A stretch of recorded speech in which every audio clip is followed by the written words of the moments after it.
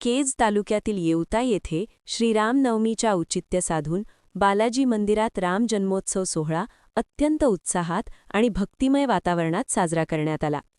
गुरुवार 26 मार्च रोजी सकाळी रामजन्माच्या मुहूर्तावर मंदिरात विविध धार्मिक विधी पार पडले.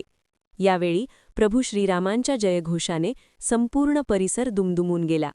या सोहळ्याचे मुख्य आकर्षण ठरले ते ह.भ.प. उमाशंकर शिंदे महाराज यांचे कीर्तन. आपल्या रसाळ वाणीने त्यांनी उपस्थित भाविकांना मंत्रमुग्ध केले.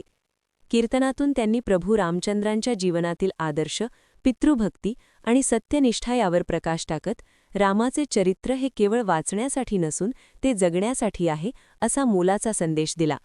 दरम्यान गावातील भजनी मंडळाने टाळ मृदंगाच्या गजरात वातावरण अधिकच भक्तिमय केले. महिलांची लक्षणीय उपस्थिती पाहायला मिळाली, ज्यांनी पारंपरिक पद्धतीने रामजन्माचा पाळणा साजरा केला. कार्यक्रमानंतर उपस्थित सर्व भाविकांना महाप्रसादाचे वाटप करण्यात आले.